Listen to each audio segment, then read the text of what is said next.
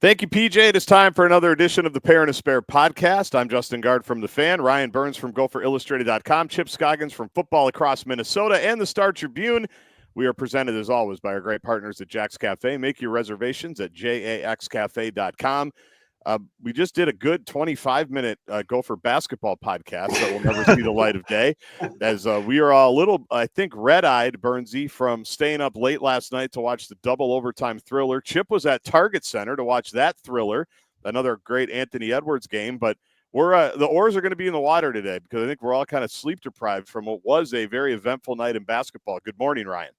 Yeah, good morning. And that's where I think we could solve the world's problems in some of these pre-production meetings. But I feel for the people that stayed until 11 p.m. last night in Dinkytown, the hundreds of people that were there to watch that one. Just an absolute debacle of a final hour of real time.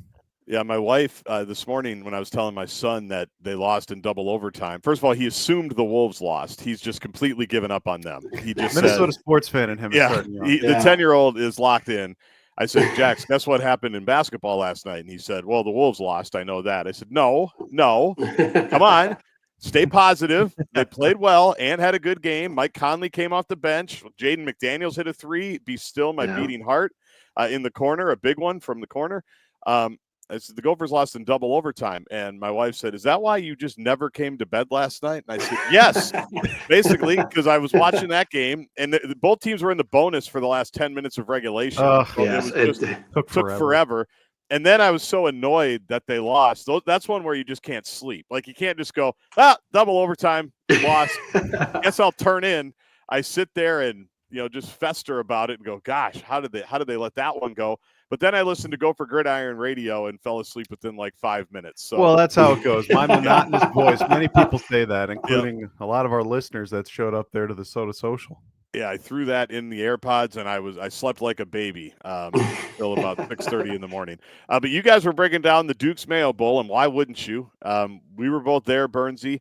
Chip, I know you were there in spirit. I'm sure you had some FOMO. You had the luxury of watching what I heard was an electric TV broadcast. Oh my God! We'll let you go first, Chip. It was there. Take us through the night on Friday watching the Duke's. I wonder who was the sponsor of that game. I never got the sense of that watching that game. I mean, could they go 5 seconds without talking about mayonnaise? And we discussed my hatred of mayonnaise. That's true. In the previous episode. Forgot about that. I don't know that Duke's marketing people envisioned the picture of giving this food to the play-by-play and color guy and having him barf on TV. He literally, what was he put the mayonnaise on? Was it a donut or? Oh no, the dilly bar. Dilly bar, yeah. Mm-hmm. They put the mayonnaise on the dilly bar. The guy immediately takes a bite, grabs a trash can and spits in it, and then you can hear him dry. I'd love that so much. And he's like, "This is terrible." It was. I understand that Duke's probably paid a lot of money to sponsor that bowl, but at some point, come on, it can't be how that game lasts 4 hours. I don't know. It felt like 40 hours of nonstop mayonnaise talk. It was absurd. It just, I'm not one of those people that turns the TV off and turns the radio on because it doesn't match up, Yeah, we know we wouldn't even think that you could match it up and understand how to do that. I wouldn't. We know your capabilities. We wouldn't ask you to do that. Okay. It's actually pretty easy. I can show you sometime, but we wouldn't expect you to have to do it. I couldn't do that. But I don't say it ruined it, but it became annoying. It was so much. It was just so over the top. But I watched. I stayed till the end, and I even stayed for the post game Gatorade bath. Well, he did get a Gatorade bath too, right? He got both, yeah. And the mayonnaise bath. I think before we continue with that, I do want to say, Chip, we did have somebody, Justin and I, come up to us at the Soda Social, and I believe he ripped off his sweatshirt to show us that he was wearing your T-shirt. 100%. There you go. That's great. You weren't even there to commend him. I know. Well, I did get I'm sitting at home. What day of the week was that? What game? Social was Thursday. The game was Friday. Yeah, so Thursday night I got a call. Mitch Browning, remember the former offense coordinator? He was in the house. Yeah, Mitch. I haven't And I've known Mitch for a long time and used to talk all the time. And I haven't talked to him in years. I'm like, why is Mitch Browning calling? And then I get I was in the middle of something. Then I get a text, and it's Mitch Browning, Bubba Brinkhouse. It's in a picture of all the former guys there, and it's cool that a lot of players went back, and then Mitch called Mitch back, and he's like, "Here, talk to Matt Spaeth." Matt Spaeth is there, catch up with him. So it sounds like a big alumni crew of guys that played in kind of that era. Just on a whim, decided to go down and hang out and have a good time in Charlotte. So that was cool to kind of reminisce with those guys. I ended up seeing Tony Saturday afternoon at a traveling basketball tournament. He was on he was on the 6 a.m. flight out of Charlotte. I came back with the team, landed about 6 a.m. Let's just say, Burnsy, Tony stayed out later than I did. I know exactly who he was hanging out with. Because they were the same people trying to get me drinks there towards the end of the Soda Social there, including a couple of our listeners who would just walk up with shots trying to get Guardsy to join in. Thankfully, no one wants anything to do with me. It's great. I can just talk to who I want to talk to. Burnsy can't go anywhere without at a Soda Social without somebody grabbing him. And it was like 3:57 p.m. Eastern Standard Time, and Burnsy comes over and says, "You have to take the next shot." Oh my gosh! First of all, what time does this thing start? 3 o'clock. Oh my gosh. Said, first of all, I'm 42 years old. Yeah. I'm not taking shots at 4 o'clock. I'm not taking shots ever, but I'm not taking them at 4 o'clock. I'm cool with my Coors Light. Somebody did bring me an IPA, which was nice, but Burnsy's just lining them up like he's at someone's bachelor party or his own rehearsal dinner, running into a surfboard. Did we run into a surfboard there, Burns? But it was great because everybody wants to buy Burnsy drinks, and I just get to stand there and just go at my own pace and just chill. It's wonderful. So a good turnout in Charlotte with the Soda Social. It was packed. It was packed again, right, Burnsy? I mean, they had to open up the second area almost immediately. It was. We have enough bartenders this time. We did, yeah. I mean, and I would say for the bowl game attendance, I know it was one of the lower ones for the Dukes, man. I know everybody's obsessed with things like that. It was probably like 65-35 Virginia Tech.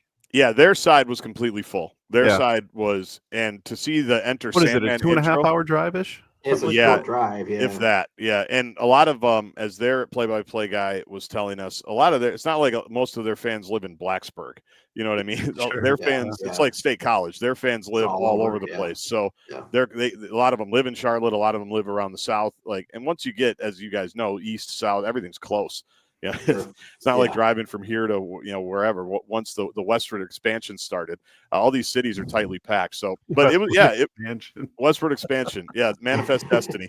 It was the gold rush. I'm trying to think of just other headlines from my history classes 30 years ago. So yeah, that sounds about right. But I thought it was a good. Honestly, I think anything over 4,000 or 5,000 for a bowl game nowadays. Nowadays, not a warm one. Is a good crowd. Yeah, let alone the fact that it was 32 degrees and I was freezing my ass off on the sideline the whole game.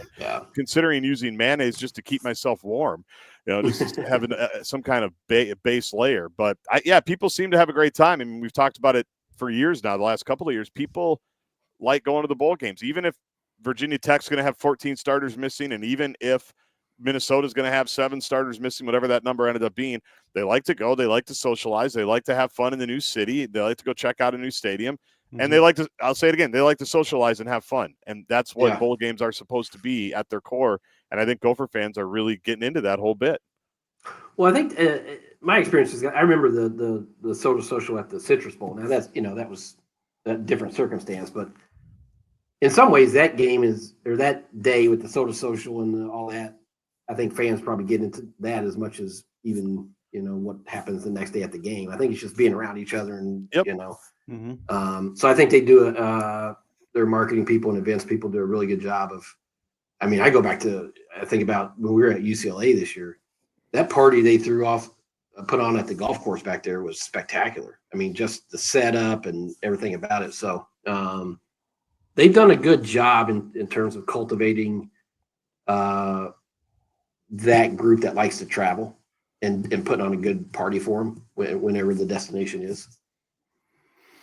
And I just think, especially because you'll have the older fans travel, but I think it's 45 and under crowd that since that Citrus Bowl, I think Guards, where were we talking about this recently? Probably at the Soda Social, because I was talking to people on my plane on that they started going to bowl games, and they were a little bit older. They were probably 55, 60, but they started going to bowl games with that Citrus Bowl experience. Yep. That changed. When they were 45, and had a great time, and they've been to basically, the majority of the bowl games ever since. I'm not saying they're locked in, with you the night before Christmas night in a Greektown, Detroit casino, but they're in Tampa, they were in Phoenix, they're obviously in Charlotte. Yeah, the Citrus Bowl changed everything. It really did. Yeah, it did. And then to have another New Year's Day Bowl just a few years later, you just got people, it becomes a thing that people kind of plan for and kind of think about doing. And we've seen this too with the Vikings. I know there's been stories written about it's never been easier to get tickets places, right? Opposing venues, things like that.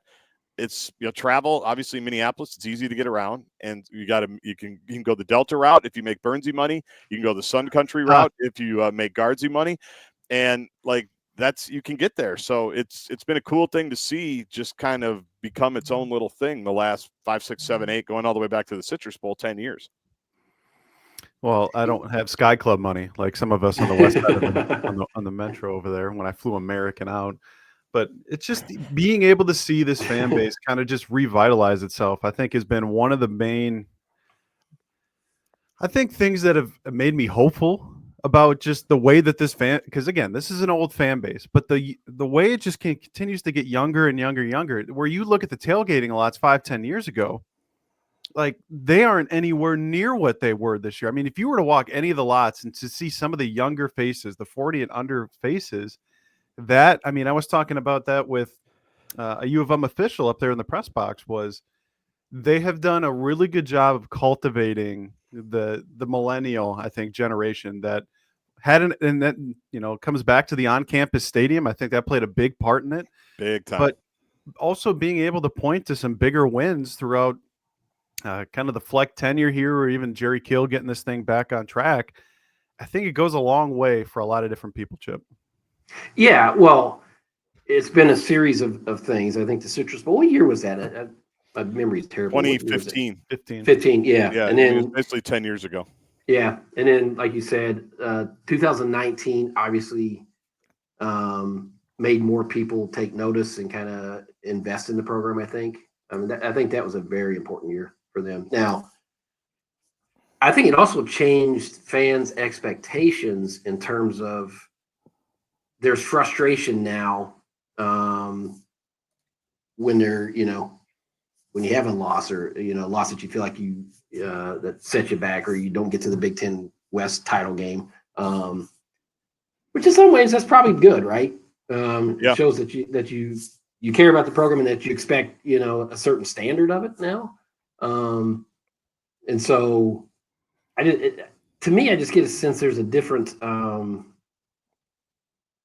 perception or feel about where the program is now. And I remember PJ after that Penn State game 2019 said, we're not going back. And I think a lot of us took that to mean we're not going back to having, bad losses or here we go again or that type of thing. And maybe there is some of that, but I also think it's to me, that's like we need to raise the floor on what the expectations of this program should be. And I think they've done that. I think you're seeing that with the collective, the NIL, and PJ talked about that before the game, because you see it now all the time, like when they lose, well, they can't compete with these teams in NIL. Well, yes, they can, and they are. Like, you may say that in Gopher basketball, but Gopher football is competing in the NIL world. Not with Alabama, not with Texas A&M, but with their peers, the people that are similar to them. So that's not an excuse anymore. It could always be better, but to say, oh, they can't compete with these teams in NIL, that's just not true at all. So I think there's the standards have raised in different ways in terms of what we expect of this program, the talent they're bringing in, NIL, all those things, fan travel. I mean, that's part of the experience. And I think when PJ said at the bowl game, I think was it to you, Garzy, that the program's in a good spot? Yep. You say that after a game? Yep. I tend to agree with him. Yep. I think he's right. I think that's where we're not going back. I almost think that saying that and then looking at it through the lens now would be we're not going back, I think, to the floor now for this program is a bowl game, which if you're a newer fan, that may seem like a low bar. But if you've followed this program for 40, 50 years, like making a bowl game every year, especially for, I mean, again, I don't have to tell you guys, it's not, I mean, making a bowl game every year is not something that has happened consistently for this program. And now there's 6-0 in bowl games under PJ. I mean, I would say this about NIL, Chip. I think we view it a little bit differently, would be NIL and money, or just money in general with revenue sharing coming in the summer. Yeah. It's not a crutch anymore where you can walk on your own, but you're not running. I mean, you can't use it as an excuse, but you can't use it as something that I would deem as an asset. They've come a long way, and I think Dinkytown athletes and Derek Burns and their supporters deserve a lot of credit for that. I know everybody gets frustrated when they don't know the dollar amounts and everything, but just look at the retention that they've had now in back-to-back years. I will tell you what they were able to do in the transfer portal here in the last 4 or 5 weeks. That doesn't happen without financial support. But, I mean, yes, I think generally I agree, Chip, that you can't use money as an excuse anymore. I think Fleck phrased it to me down in Charlotte like everybody's going to want more money and Sure. everybody could use more money, but we've come a long way in that department. And that's where, I mean, you even see some of their rivals, even last night, going on social media begging for more money to try and close some deals here in the transfer portal, which is wild. Yeah. I don't know they're ever going to, I guess you say never, but I don't know they're ever going to be in a spot where they're going to go out and spend $5 million on a quarterback like some teams. I would never, under any circumstances, want them to. Right. Yeah. That'd be a horrible decision. But we all remember them losing Bucky Irving. And you think about keeping Darius Taylor and Coy Parrish and Anthony Smith and all these guys who I'm sure had plenty of big-time offers out there. And look at what they're doing in the portal. So I just think it's become kind of a blanket excuse with Minnesota and what all sports whenever they don't do good. Well, how are they going to compete in NIL? Well, they are. They are. Don't mean you can't just arbitrarily throw that out. Well, they don't have the money in NIL. That's not true at all. They're able to retain their star players because people have stepped up and made up miles. I mean, they were probably behind early on, but what Derek and Dinkytown and Rob have done, I mean, it's caught them up to the pack. Yeah, it's even just like to look forward to the 2025 schedule. You're going to hear me. I mean, we have so much time to talk about it, but it's like, okay, the 2025 schedule is a lot like the 2024 one. You've got 2 games that you thought you were probably going to lose with your on the road at Oregon, on the road at Ohio State. You got 2 that you're going to be double-digit point favorites in Chip's second alma mater, Northwestern State Demons, and the Buffalo Bulls to start off. And then you've got 8 games in which probably going to be plus or minus a touchdown. And if, as Fleck would tell you, what were they in one possession games? I believe they were 3 and 5. 3 and 4 or 3 and 5. Yeah, but you know what? How many Big Ten schools or fan bases are sitting here having that same conversation? Well, all of them. That's my point. Like 6 through 16, probably. Yeah. 5 through 16. Everybody's doing that. It is funny because it has become the standard, which is or the expectations where you feel about your own program like, God, they should win that game. They shouldn't lose to those. Well, those teams would turn around saying the same thing about you, right? I mean, it's like Illinois had a great season. I keep going back to Illinois. Like Illinois, they're saying the same things right now that Mark and PJ said in 2019. Their AD and Bielema, like, we're not going back, right? They just won, I think, 10 games. They just won the Citrus Bowl or wherever they played. They beat an SEC team. Bielema got into it with the opposing head coach, drama that's still going on, a week later. But they lost to Minnesota at home, right? That was their only home loss of the season. They had a great season that they're marking as this is us now. This is who we are. And the Gophers beat them at home. And by the way, it was a pretty authoritative victory. I know it was one possession, but the Gophers kind of controlled that for most of it, and we're in a good position for most of the game. So that to me is my example. It's like everyone's talking about Illinois and what a great year they had. The Gophers beat them in Champaign, and it wasn't like a fluky deal. It was just that's college football. That's the way it is now. And buckle up, it's fun, we're all exhausted from it. Burnsy, I know you were exhausted from the season. It's, ups and downs and ebbs and flows and peaks and valleys and any cliche you want to use. Every single game was an emotional game outside of like the 2 non-conference ones in between the North Carolina and the Iowa game, where it was every single game you were in it into the fourth quarter and then either you won or you lost it. And it's just seemingly, there was never, outside of maybe the Maryland game, right? It was just like you never had a chance to really catch your breath because you knew, I love to make the comparison about every NBA game is the same. It doesn't matter until like 5 minutes left in the fourth quarter. It like truly doesn't matter. And that never happens in college football, but that's the way that it felt like for every Minnesota game this year. Whatever it looked like in the first and second quarter, just wait until the fourth quarter to see how this thing went. And I think that took a toll on myself, you, the fans. Just every single game was emotional. Really outside of even the bowl game here, where they don't start well, and then they turn it on in the second quarter, and then it's just kind of coasting to the finish line. Just a lot of emotion in this 2024 season. Well, I think expansion in conferences, the super conferences, had a part of that, but I think more than anything, the portal has made. I think it's going to be this way for now because of the portal. Because you're probably, Gopher's going to be in a spot a little bit next year, obviously with the unproven quarterback. But so many people just go out and get veteran quarterbacks and plug holes that you can fix your deficiencies a lot quicker than you could through. Okay, we got to plug in some young guys here and just let them learn on, and in a couple of years we're gonna be good. No, I think the playing field is leveled so much for everybody because of the portal and your ability to fix problems or plug in veterans. So before we do some college football playoff talk, Burnsy, anything on or off the field from Charlotte that we haven't covered that you want to cover? The game, do we need to talk about the game much? It was, it's a bowl game. There's, they were emptying the clip in the first half with trick plays that I think, allowed the. Why does Max Brosmer hate Drake Lindsey for not he's wide open on the flat? Yeah, I thought for sure that's where he was throwing it. He did not, but anything in the game or post game or pre-game or Soda Social. I know you don't remember much of Thursday night because you were ripping so many shots with Gopher Illustrated members. But what else do we need to cover from Charlotte? I do want to touch on the MVP from that game, Elijah Spencer. I thought it was a cool homecoming moment for him. From Irma, South Carolina, played at the University of Charlotte, was a 49er before transferring up to Minnesota. And the way that he got rewarded, I think, for sticking it out at Minnesota is something that is becoming more and more rare in the day and age of the transfer portal, where he transfers in prior to the 2023 season. It doesn't go well for him. He catches 9 passes after catching over 100 in his Charlotte career in his first 2 seasons. He could have blamed everybody else and said, it's their fault. I'm going to go try again elsewhere. And guess what?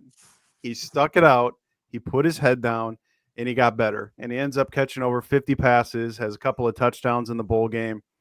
And it's a story like that where it's the Elijah Spencer story where he stuck it out, which is to me similar to what Terrell Smith kind of went through. Yeah. Back in the early days of PJ Fleck, where plays a lot as a true freshman, has some not so good moments, could have blamed everybody else, but he put his head down, got better, ended up being an NFL draft pick. So I just want to commend Elijah Spencer because it had been so easy to just leave and go back to Charlotte or go somewhere else and say it's their fault for why it didn't work out. And he ends up being one of 3 Gophers to catch over 50 passes this season, which that's the first time in Gopher football history. Wow. Minnesota's had 3 different pass catchers catch over 50 balls. They'd had, according to the great Carl Anderson of the Gopher SID department, Minnesota has never had 3 different pass catchers catch 40 or more. So Harbaugh's offense gets 3 of 50 or more with Elijah Spencer, Darius Taylor, who breaks the Little Canada legend Chuck Rios's record there, plus Daniel Jackson. So I mean, outside of that, you had Harbaugh emptying the clip with every single thing. I mean, that's what a bowl game should be: halfback passes, double reverse end arounds to Drake Lindsey, throwing passes. Yep. But then it ultimately swung back to Corey Heatherman's defense. Yeah, it's a turnover on downs near the red zone, and then they finally get their first takeaway in about 14 quarters. But the Elijah Spencer thing to me is something I will certainly remember from this one. Yeah, great way for him to finish it. And you could tell it meant a lot to him as well. It did. Like, he was pumped, and they were pumped for him, which is cool. Yeah. It was cool. I'm glad Quinn Carroll played another game. That was, for you talk about another guy who probably did everything but what he really wanted to do at the University of Minnesota and play guard, right? Because I listen to GGI, Burnsy, as you know, and I read you every year during the spring. You were talking about where they had Quinn Carroll and where they were hoping to play him, and then that Thursday night before the state fair, your right tackle is Quinn Carroll from Edina, Minnesota, transferring from Notre Dame. And then he finally gets to play guard a little bit. Then he doesn't. And then he's got to play left tackle.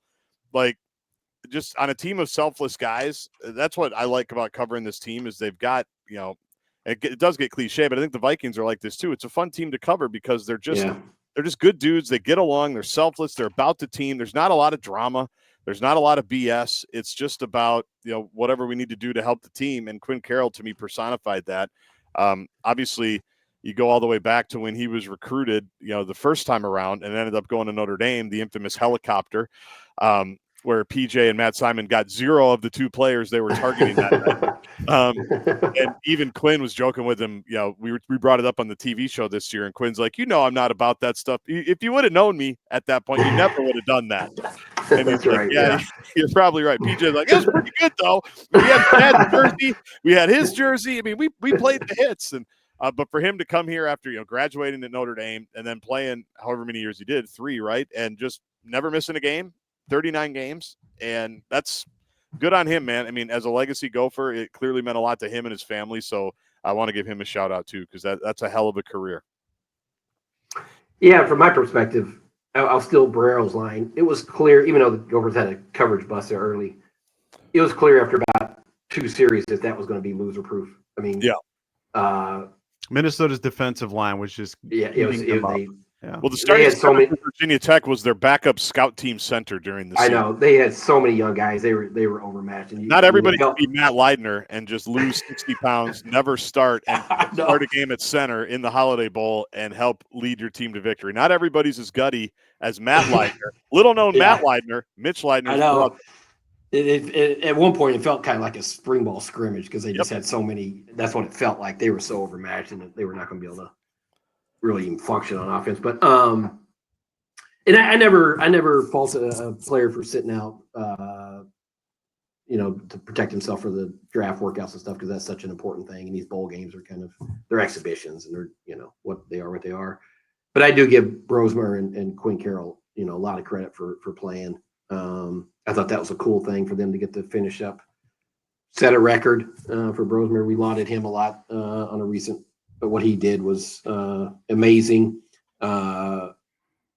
What he did for the coaching staff, I think, was amazing in terms of giving them an opportunity to kind of stretch their legs and be different.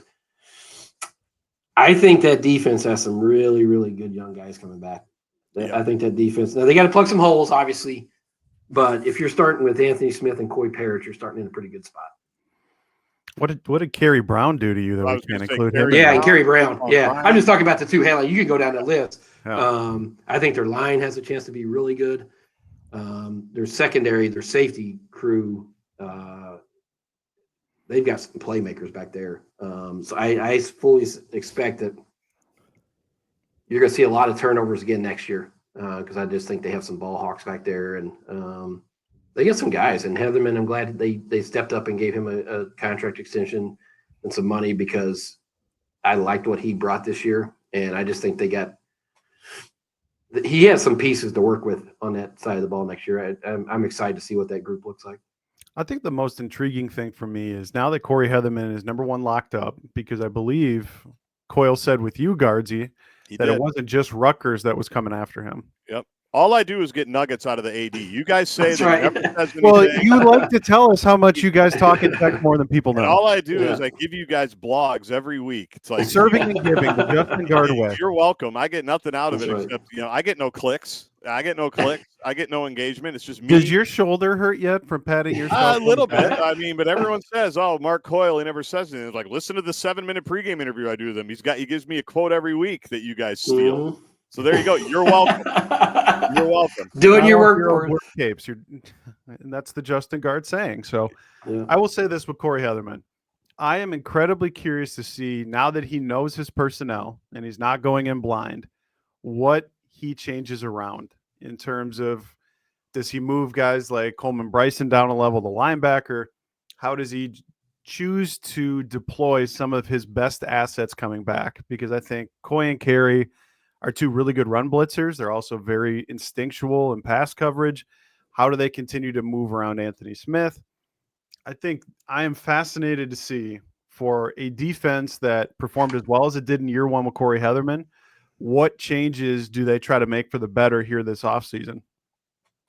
It's going to be fun to watch. And we lauded him throughout the season. I mean, that was a year ago at this time. We're all going, what are they going to do defensively? The guy who helped turn the program around, Joe Rossi, is now in East Lansing, Minnesota. I mean, a year ago, I probably should have gone back and listened to some of our scalding hot takes from a year ago at this time coming out of Detroit. Maybe I'll do that for next week's episode, because it was a very different conversation on a lot of different levels coming off the season that they came off of a year ago. You had no idea who the quarterback was. You had no idea who the defensive coordinator was. They had just imploded for an entire month. With defensive injuries. There were just so many unknowns, uncertainties, and now it just, to circle it back to what you said, Chip, what PJ said on the field, it just feels like they're in a good spot right now. From last January to now, what he did in the portal a year ago, what obviously they've done with high school recruiting, with Heatherman, with the portal now this cycle, it just seems like everything is on very solid ground looking to 2025, which for a college football podcast centered on the Gophers, we appreciate.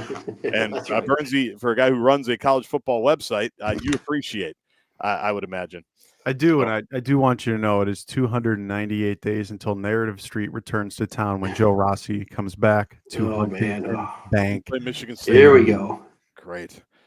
That's great. Is Mike Sanford coming to do the ceremonial coin toss? Because they had such a rivalry. I mean, my goodness. Anything you want to say about the Mayo Bath, Burnsy? Because I know you were looking forward to it. You've been trying to speak it into existence for 6 weeks. What do you think about that whole scene and vibe? It was a vibe, as the kids would say. The way he changed ties from his normal tie into a Mayo tie, which with a little assist there from his lovely wife. So perfect. To then, what other sport in the world, and I know this goes back to what we started with, but what other sport in the world can this sentence be true, in which Flava Flav, dressed as the Duke's Mayo mascot, gets revealed to then dump mayo on PJ Fleck's bald head? I mean, that's the absurdity of college football. It's a January meaningless bowl game. Yep. Embrace the chaos. I will say this: that mayonnaise stunk. Yeah, that's what you didn't think about. There were multiple people that almost threw up by being in too close of a proximity to the head coach. I would have, for sure. Fleck's comment that'll stick with me is, we asked him about it afterwards, the hard-hitting questions from us media jackals. As usual. And he was like, I thought it would slide more. It didn't. And I'm just thinking to myself, if you, imagine it was some dude with hair. That would be in your scalp for weeks. My wife wouldn't even be in the same room with me until I went and got a professional scalp massage from somewhere in Minnetonka. Oh. You have to do when your dog runs into a skunk. You got to do tomato juice or whatever it is. You gotta get a bath. There's some remedy for that. Yeah, that was a scene, and Flava Flav too, of course. What? And PJ right on cue with the yeah boy. Going right into it. You couldn't have. There's not a better head coach in the country to have been face to face with Flava Flav. Correct. On the fly with the clock and with the medallions and the whole bit. And yeah, it was. I'll say this: it lived up to the expectation. I thought, okay, is it really this funny? Is it really? Yeah, it's funny. And the players, Anthony Smith's face, which I know was on all TV, the players they couldn't have been more invested in that. And they were up on the riser where I was standing, the media riser. Mo Ibrahim was standing up there. Elijah Spencer was standing up there. Everybody wanted to get a look at it. It was. But I don't know if you saw him as he was walking in the tunnel, Burnsy. He kind of looked at me when he was going into the locker room. I don't think he even saw me. I think he was just in such shock that I'm still covered in, okay, now that's over. Now what have I done? like, this is horrendous and horrific. Like, the look on his face underneath the stadium as he was going into the locker room was like, I need to shower as quickly as possible. And like, he I did get a quick shower and I need help. I need help. I would take an hour shower. I would just like sit in there until that stench was off me. Oh, Yeah. I'm about to gag thinking about it. Yeah, it was a little bit rough. I was a little bit disappointed it wasn't the spicy habanero. Which, by the way, is not bad. I did try that. My 10-year-old really wanted to try the mayo on Sunday night after the women's basketball game. So did a little taste test with the mayo. The spicy habanero lives up to the name. It's spicy for old Minnesota mouth over here. Yeah, I can imagine. It's definitely spicy. So I don't know. Yeah, at some point we'll have the empty. I should have had one of the jars behind me, but I did not think that clearly. Next week maybe I'll have one of the jars behind me. But yeah, it was a scene. It was a vibe. And Chip, once again, we missed you, man. Yeah, everybody wanted to know where you were. Everybody wanted to know what your phone was at. I was on the couch watching. I enjoyed it except for the nonstop infomercial about mayonnaise, which. I texted you. You would have been appalled by the charging situation. I can't believe it. On the flight to Charlotte. First of all, we had no TVs on the flight. I thought we had it perfect. I'm like, Texas and Boise State, second half, right into the Rose Bowl for my flight to Charlotte, and nothing. No TVs. Go to charge my phone. Nothing. I'm on like 4%. When I plugged it in, Chip, it was actually at 2%. Like, you would never even get that far, right? You black out before that chance. No chance. He wouldn't even left to go to the airport. He had to stay home to make sure that his phone had enough charge. If he misses his flight, he misses his flight, right, Chip? Yeah, I couldn't. 4%? It was 2. By the time it's like the end of civilization. Like, yeah. But you know what? I made it. I got it charged. I got where I needed to be, and I was no worse for the wear. All right. Anything else, Burnsy, from Charlotte? Any other conversations that stood out to you? Any other? We'll talk about the future stuff, like Drake Lindsay. You wrote a great piece. I was sitting there while you were asking Max Brosmer about Drake. I thought he gave you some great answers and anecdotes. People can read it. GopherIllustrated.com if they want to. You also had some great stuff with Darius Taylor. And PJ obviously talked for a long time, too. It was nice. I love those bowl media days because they're it's like they let their guard down a little bit after a long season, it felt like. Yeah, and there's nowhere they can go. There's no one going, time for 2 more, none of that. They're there for an hour, and I think there's a few more college football media members at the college football playoff games than there are at the Duke's Mayo Bowl. So you get whatever you get 10, 15 minutes with each guy really by yourself if you want to. It's very Big Ten Media Day like. But it was great, and to talk to Max and to Darius and obviously Danny and Jalen, it was good. So you wrote a lot of good stuff was the point of that whole thing, and I'd encourage people to read it at GopherIllustrated.com. Well, I appreciate that. I think the only other thing I want to say before we move on is, when I did get to talk to PJ, and it goes back to when I was sitting next to Chip in Wisconsin, and Chip, you asked PJ, like, what did you learn, like, from the season? Do you think you've changed? And that was kind of the theme that I wanted to bring it back to see if you would expand on it. And it was interesting to hear him say, because I asked him, well, how do you think you changed the most this year? Going back to, again, what you said after Wisconsin. And to hear a head coach in college football talk about how you can't control everything. Like, he was talking about how the night before in Charlotte, they went out as a staff, and he looked around and he said there was 100 people. And he had the realization, as he's had, I think, for most of the season, you can't control all 100 people in this day and age. And he goes, as a young head coach, I thought I could. But the older I get, the more I learn that there's no way to do that. And you just have to kind of empower everybody and trust them, which, that's going to be, for me, the theme is that Max Brosmer and Greg Harbaugh got him to trust the passing game again, which in their biggest moments they had to go to against, say, UCLA, and a lot of these wins this season, where in previous years they would have been stubborn and Fleck would have stuck with the run. But the way that Fleck actually changed a little bit and kind of just said, I can't control everything, I hope is something that carries year over year. Now we'll see if it does. We got 9 months to figure it out. But I think it was a moment of, how do I want to say it for him? He was vulnerable, which you don't often see for me in our line of work here. Like, a head coach be as vulnerable to say something like that, but I applaud him for it. Made a difference. I mean, the whole season, it made a difference because it was a completely changed offense. It was a completely changed mentality. They were aggressive at points where they've never been aggressive before, trying to score before the half, and sometimes it didn't work out, but that's all right. You gotta try stuff every once in a while. So yeah, definitely we'll see if it was a one-off because Max Brosmer is about as trustworthy a guy as you can get. What a total stud. I mean, just a total stud in every aspect.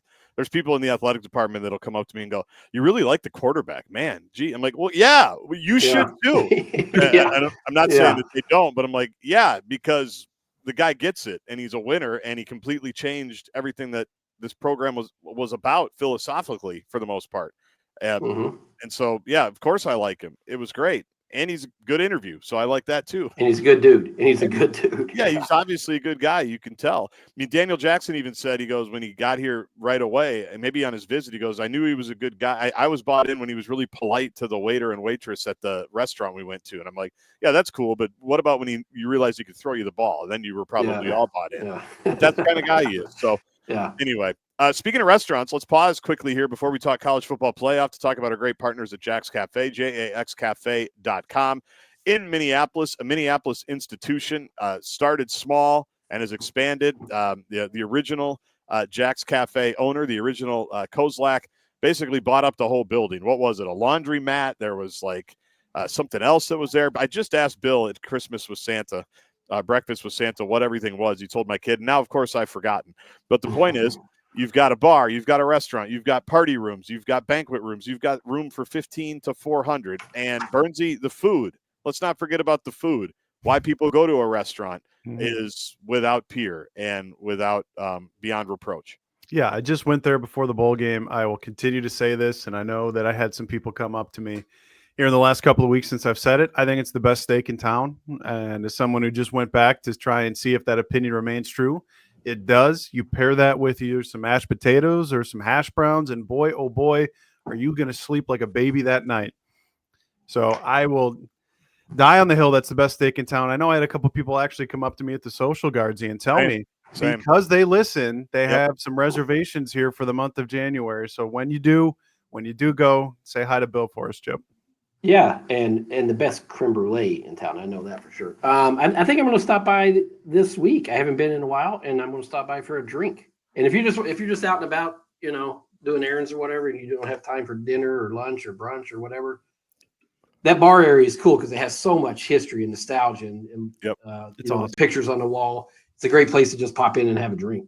If you're out in downtown or whatever, zip over there, get a drink, and head home. But I do appreciate all that Bill has done for our listeners in terms of the season tickets. I mean, how many people got to go to games this year because Bill gave them tickets and parking passes? I mean, six or seven. Yeah. How many sponsors are going to do that? Right. Not many. I mean, it's a cool gesture that he does, and it shows how much he loves this podcast and loves Gopher sports and football. And so can't thank him enough for all he's done for, is this 4 years now? 3 years? I think it's 3. Yeah. He's just a great partner of ours, and love everything that he stands for. We do. And you can see it on the scroll if you're watching on the YouTube channel, jaxcafe.com, jaxcafe.com. Support those that support us. Nobody supported us more than Bill.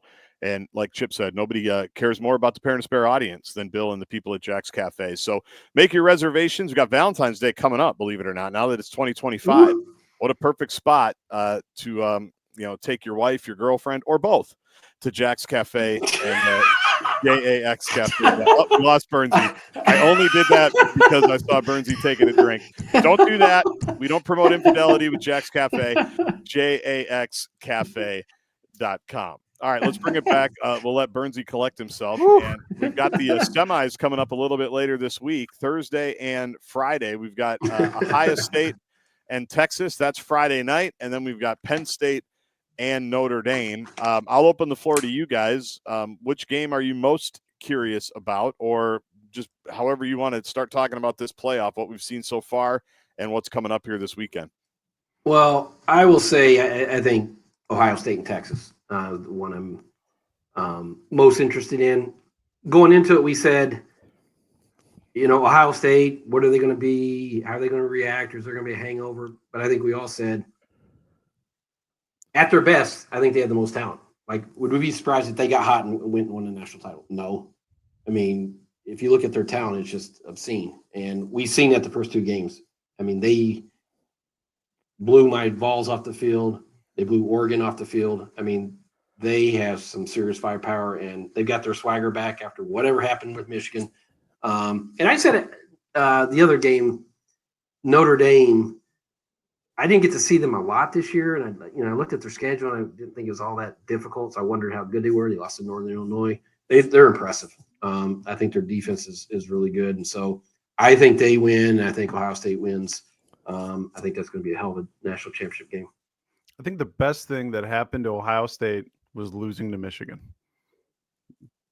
They got an edge. Possibly. They got an edge after it. I truly believe that moment, then heading into the playoff, that coaching staff went, we have literally nothing to lose, because if we do lose, we're going to get fired. So we might lose our job.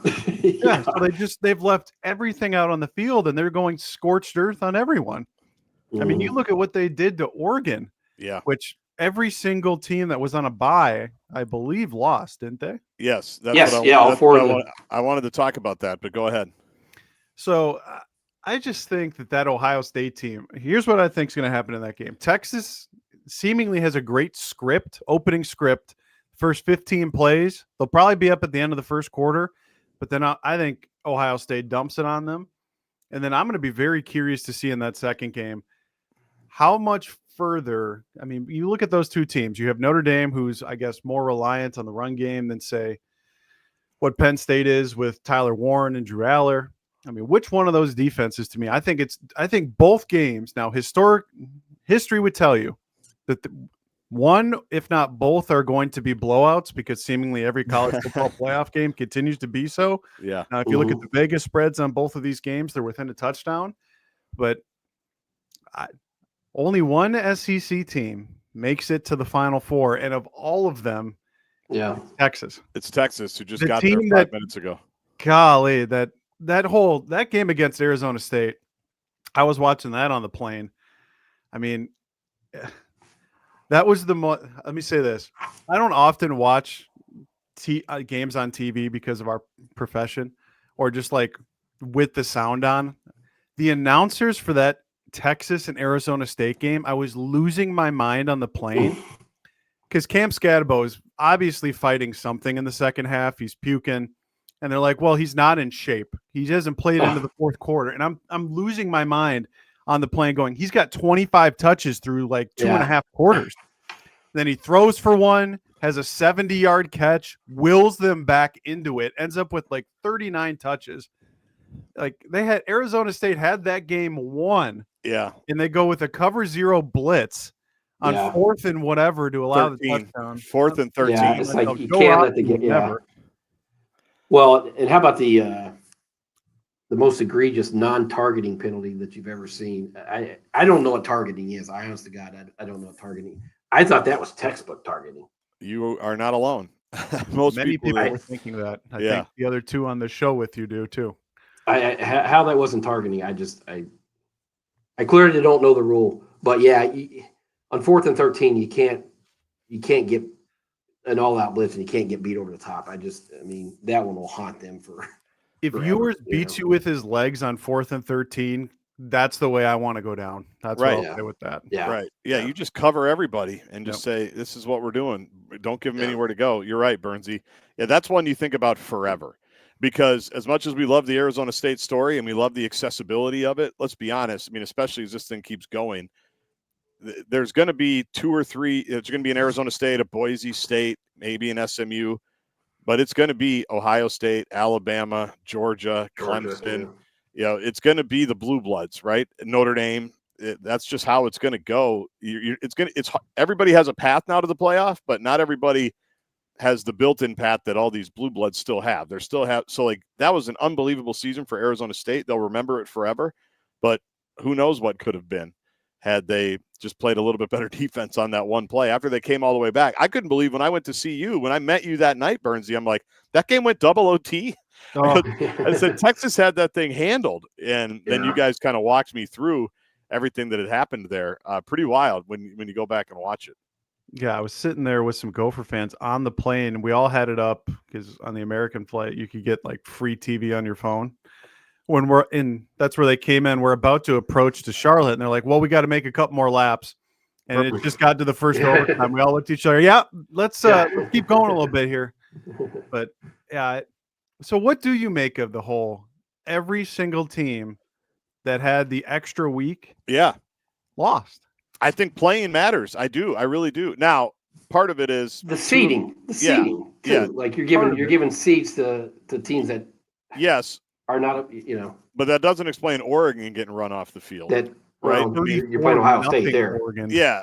So I don't know if Oregon playing a week before would have mattered. Ohio State might have just been so much better because everybody thinks they are talent-wise. But, yeah, I think the thing we've seen is, the 2 seeds for sure, Arizona State and Boise State. That's different. If they played the first weekend, who knows if they even get out, right? And so there's part of that. But I do think playing, though, does matter. I mean, I really do. I think, being off that long with a team that's had to reach that playoff level and intensity and vibe and all of that for a week, I do think that does matter some. Yeah, I think it's the whole rest versus rust type thing. I think it's the seeding. You're overseeding teams that, because of the rules that you have. And you can also talk about, Georgia was down to their backup quarterback who had never started. And, there's that too. There's different factors. I don't think it's just one thing. And Ohio State's, I think, the best team I think they have the highest ceiling. When they play at their peak, they're the best team. You've seen it. And so you could sort of explain all of those. It'll be interesting to see next year. Well, I think they're going to change the rules, right? I don't think they're going to come back with the same rules next year. It's not guaranteed, but I think they should change the seating. And then I think that second round should be on campus. Can you imagine how different the game would have been for Penn State if that game would have been played in Boise, Idaho? Yeah. Yeah, I think I would love it because I love the first round, but good luck telling the Rose Bowl that. And when they have bowl representatives waiting in the wings on these campuses to officially invite the winning head coach of the first round games to their bowl, I think that tells you everything you need to know that they're not eager to get rid of the bowl system. So and I'm curious to see what happens with these bowls that the Gophers played in this year, right? Because I know they want to keep them. I'm assuming SEC and Big Ten just do some type of alliance and find a way to pay players to continue to play in them. That's my gut. So there's not as many opt-outs, and it's a little bit more of a real thing as opposed to it always just a Duke's Mayo Bowl infomercial for Chip. Yeah, I think you just have to go in with eyes wide open to what these bowl games now are. You're going to see a lot of young players. You're going to see like Virginia Tech, who's just playing guys that haven't played. They're overmatched. If you're going in with great expectations, you're probably going to be disappointed because it's not. They're exhibitions. They're spring football, basically, played in January and December. That's what they are. So, again, back to our original point, to me, these are about fans getting to go someplace and hang out together. Yeah. And experience a vacation. That more than what happens. That was. And watch your team on TV if you can't go, like you, Chip. Yeah. Right? More than watch. Yeah, more than what happens on the field. Like if you're looking for, ultra serious competitive, oh my gosh, we got to, if they win, lose, who really cares? It's great that Gophers can say they've won 8 in a row, but it's like, to me, it's just about the experience and seeing some young guys play. So if you go in with that mindset, I don't think you have to take it ultra serious about, how are we going to fix this with these opt-outs and stuff, because it's that part's not changing. Just go have fun. Go have fun in Charlotte. Go have fun in Phoenix. Go have fun. Drink shots. Have shots with Burnsy. Buy Burnsy a shot. Yeah, buy Burnsy shots. Buy Burnsy shots. Yeah, get that man a shot. All right, we'll go next week and we'll maybe talk some portal stuff because I know there's still a few portal things to clean up. I know they've had some visitors. I know they've been on the road for 2026 recruiting Burnsy, so maybe we can clean that up and talk about that next week. And we'll preview a national championship game as well next week. Does that sound good with everybody? Perfect. I suppose. All right. Good luck to you, Burnsy, on the message boards. Good luck, Mr. Projects, with whatever you're working on. I'm sure it's good. Remember, if you have a Football Across Minnesota story to pitch Chip, just hit him on Twitter at Chip Scoggins. Let him know the stories around Minnesota that you think he should be interested in.